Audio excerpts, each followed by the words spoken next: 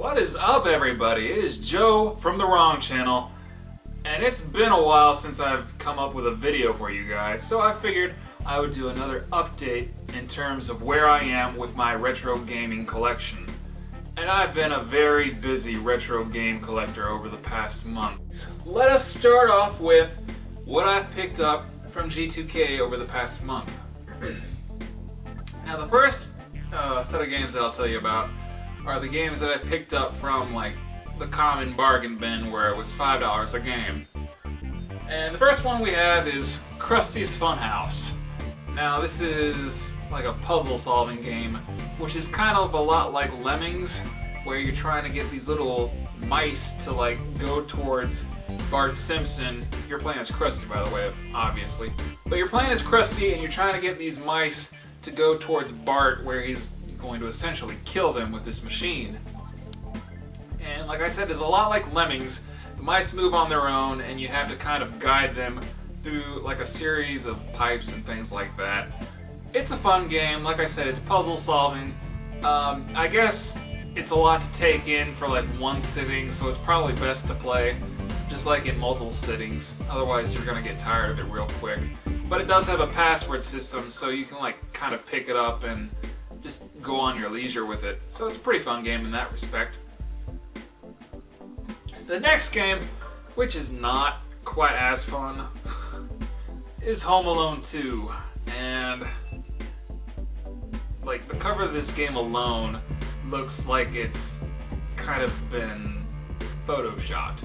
Like you can tell that they've got like this stock background footage of New York, and then they've like taken little still photos from the movie and cropped out Joe Pesci and Daniel Stern and Macaulay Culkin and just kind of plopped them in front of the New York backdrop. So that's kind of why the game looks kind of like a fake. But it's the real game, surprisingly. But aside from the cover, the game itself, it's really challenging. It's not the best made game. My past experience with the Home Alone game is I played the first Home Alone game for the Super Nintendo. I don't remember too much about it, but I thought that it was a pretty fun game. That's what I remember from it. This, however, is not fun at all. It's just laughable, really. Like, the graphics are just kind of like, wow, that's what they came up with? Okay. But I mean, like I said in a previous video, I'm a fan of movie games. And I know that a lot of movie games are LJN territory, but I mean, there's still LJN movie games that I enjoy, like Friday the 13th and Nightmare on Elm Street. So you can't like universally just pan all of the movie games. I do like the movie games, just not this one. But like I said, it was $5, so you know it's not too bad to at least have part of the collection. And maybe someday I'll get around to playing it and actually beating it, but it will be a challenge. Now this game, the Rocketeer, is kind of a reverse. We grew up with the Rocketeer on the Super Nintendo, and that game was impossible. It's very, very difficult to get past even the first stage when you're flying the plane around. And like the NES version, it's just night and day. This game is actually pretty fun. It's a side-scrolling shooting game.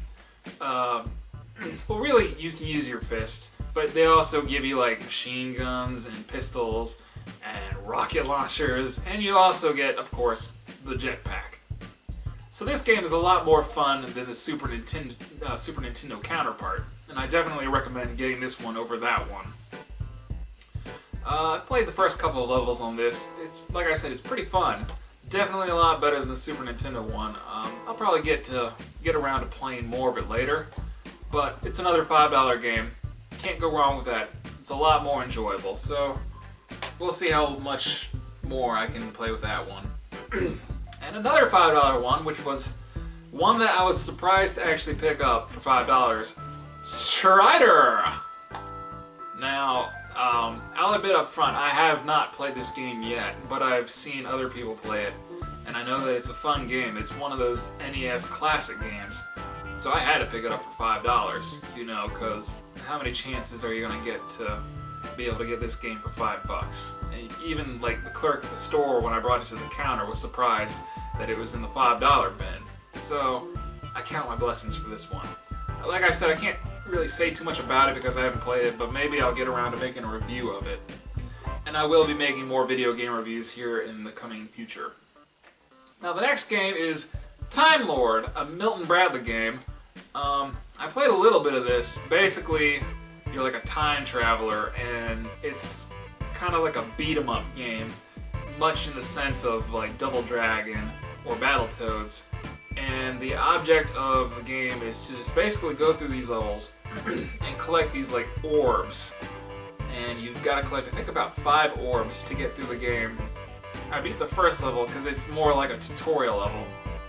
But I ran into problems on the second level.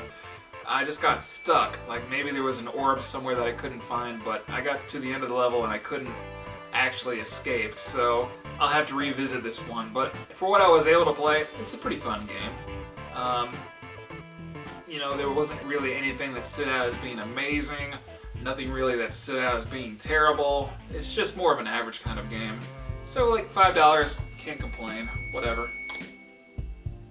And one of the more recent games that I got from G2K for $5 is Werewolf, The Last Warrior.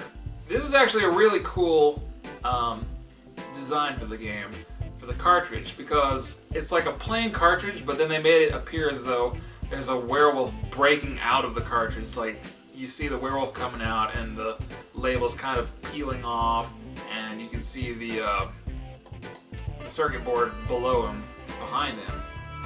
And unfortunately, this cartridge is kind of damaged, not faked like cover is, but it's got some little scratches here and there, and it's a little dented and stuff like that. Now, I haven't played this game yet since I bought it, but I have played it in the past. It's a lot like a side-scroller where you play as a guy that turns into a werewolf, surprisingly. But I'm a fan of horror movies, so of course I'm gonna get the game about a werewolf. Why wouldn't you? It's an amazing thing. You know, I'm surprised there aren't as many werewolf games as there are. You know, for the earlier systems, there's this game, and then there's Altered Beast for the Sega Genesis. And I don't have Altered Beast for the Sega Genesis. I've got like this little, it's like a kind of a retro kind of system that's got a bunch of Genesis games on it. I think it's got like Sonic, Sonic 2, Altered Beast, and maybe one more, like Golden Axe, I think. But that's a pretty fun little system. Like I said, there's really not too many werewolf games. There should have been more, because that's just like the kind of idea that would be fun.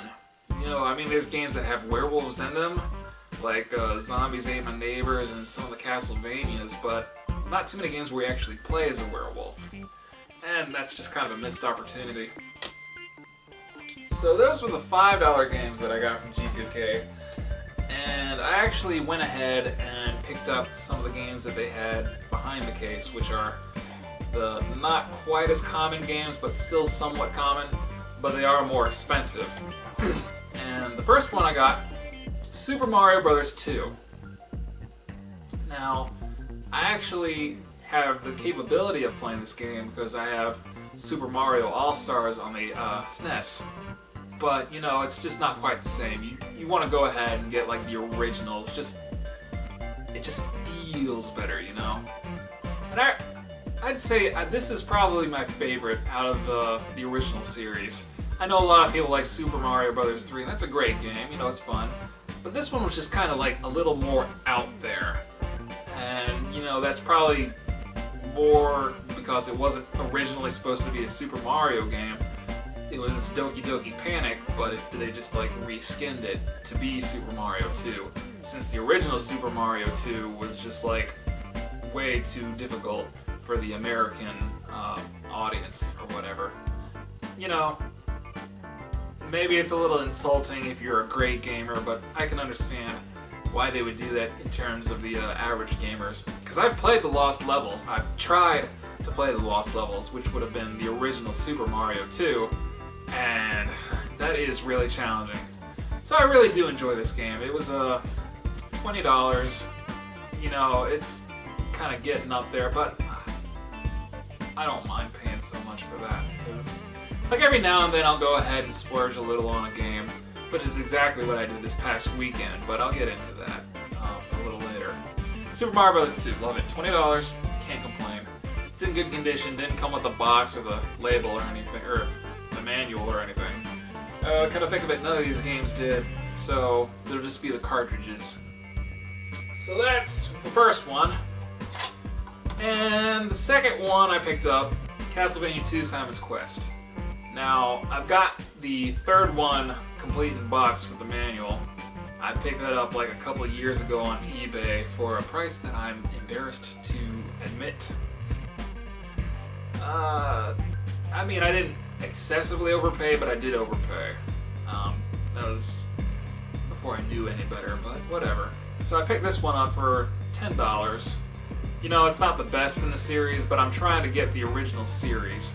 Preferably complete in box, but, you know, I'll take what I can get, as long as it's in decent condition, which this is. The cartridge is nice and clean, there's no visible damage. And aside from that, I kind of enjoy the game too, you know. It's a little abstract, and you definitely need a strategy guide to play it, but, you know, aside from that, it's still kind of fun. It's definitely a Castlevania game, so can't complain, $10. Pretty good.